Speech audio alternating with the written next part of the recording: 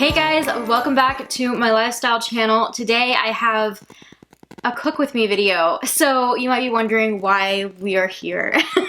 I actually just got done filming this look, so I thought, why not? I forgot to film an intro and outro the other day, of course, when I was cooking this meal for Vlogmas. So now that I'm feeling festive in this sugar plum makeup inspired look, and I have my Christmas decor behind me in my beauty space, I thought, why not? You also get like a little studio lighting moment also. But today I am making the creamy Tuscan pasta bake, I think is what I'm gonna call it.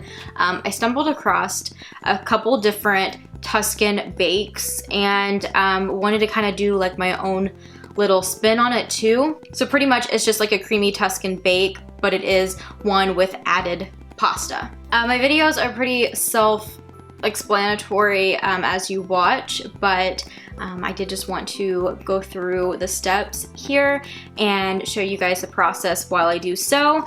So I went ahead and heated up my skillet with some olive oil.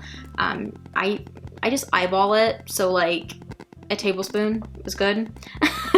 I used about, I believe, four to five chicken thighs. They were kind of smaller chicken thighs, but I did chop those up before I even threw them in the skillet.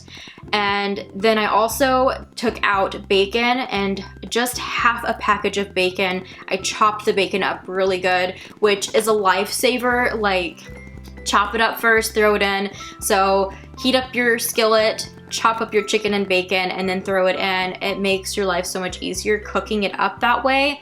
You're not gonna have bacon grease like popping at you and such when it's cut up like that. It's a lot easier. It did take a minute for me to get it browned, but you just want to cook it until your chicken's completely done. I believe mine was at least or close to 10 minutes because after I got my skillet really hot, I kind of moved it to medium just because I wanted my chicken to cook through all the way but not get, you know, dried out. The only seasoning you add to this is salt and pepper, so you just want to salt and pepper it.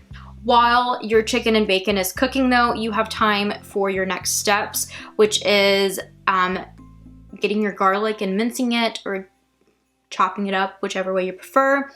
I used more garlic. Every recipe I've seen recommended like 2 garlic cloves or something like that. For me, I used quite a bit more because, like I've mentioned before, we love garlic in this house. So chop that up. Also, you're gonna need 2 tomatoes, just regular big beefy tomatoes, and chop those up as well.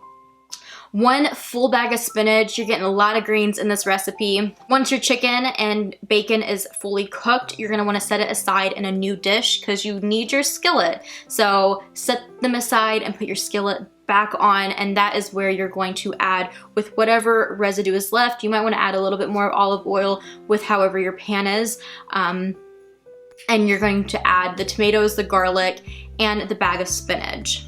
And this is a good time to go ahead and preheat your oven to 350 so it's heating up and it's ready for when your mixture is all together and ready to be baked. Also around this time is when I started my pasta, and I used bow tie pasta.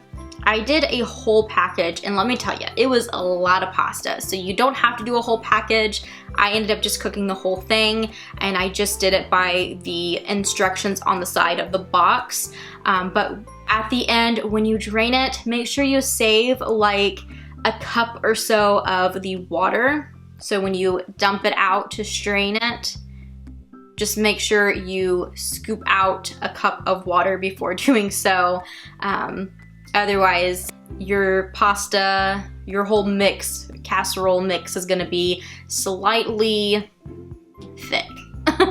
Back to the garlic, tomato, and spinach mix. You're just gonna cook this down, salt and pepper, just until your tomatoes are pretty soft, your spinach is wilted, and then you're good to take the chicken and bacon and mix it back into the skillet with your veggies. Now you're gonna add a little bit of dairy. It's a pasta, you gotta have that cheese. The first thing is 1.5 cups of half and half, then half a cup of Parmesan shredded cheese is what I used.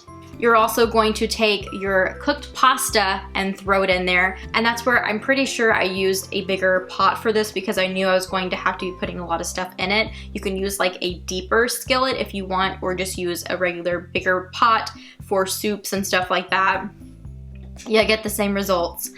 But you have more room. So you add your pasta, and then of course it's a little thick, so you're gonna wanna add that cup of pasta water that you saved if you did. If you forget it, I recommend adding either just regular water, or to make it a little bit more flavorful, you could add even like a cup of chicken stock, chicken broth. Now you need your baking pan, and I just used a standard glass one, and pretty much just throw it all in there. You can top it with some more Parmesan cheese if you'd like. I topped mine with some parsley, just sprinkled that across it, and I baked it for 20 minutes. You can also throw breadcrumbs on this if you want. I've seen a lot of recipes that had that. We actually chose not to. We were good just like with a little bit of Parmesan cheese and parsley, and I can say it's really good. I think my situation was using way too much pasta. It was very overwhelming, but the overall flavor of it is really good, especially if you like anything Tuscan. My mother-in-law makes a really good Tuscan soup. I need to get the recipe, maybe even share it with you guys eventually, but it's really good. So if you like Tuscan soup, the Tuscan flavors, then you're really going to like this little creamy Tuscan bake. Maybe just use less pasta, because the box I have was a pretty good size. It was a lot of pasta. And strangely enough, the next day I had it as leftovers and it was even better. So like reheated, don't throw out your extras. It's the casserole, save it. And it's so good even the next day, like heat it up. So, oh, also if you like a kick or spiciness to your food, red pepper flakes on this is so good as well. Definitely recommend. I mean, I made mine super spicy and it was so good. But I hope you guys enjoyed. I know it wasn't really like Vlogmas, but again, like I said, I want to have other content for you guys so you're not bored with just random vlogs. But yeah, if you try it out, let me know down in the comments, or you can follow me on Instagram. My lifestyle account is at AllisonHunt_2. And I will be posting a picture of the Tuscan bake over there so you can comment and let me know what you think. Also, if you're gonna cook this and you're watching it ahead of time, if you need to screenshot your ingredient list or a simple how-to, it is on the blog, which is linked down below. A little bit more work for me, but I know when I'm looking for something or for a recipe, it's so much easier to screenshot it and just to have it after I've watched it, because I kind of have the idea from watching it how to make it. But the ingredient list is a bonus if you're going shopping, if you're going to the store, if you need to just save it for later. But the simple how-to steps are nice too, because you've watched it, maybe you forgot something or a certain step, it's all there for you. So make sure you guys check out the blog as well. Thank you guys for watching. Sorry it's another late upload. Hopefully tomorrow's will be a little bit earlier for you. But I'll see you guys then.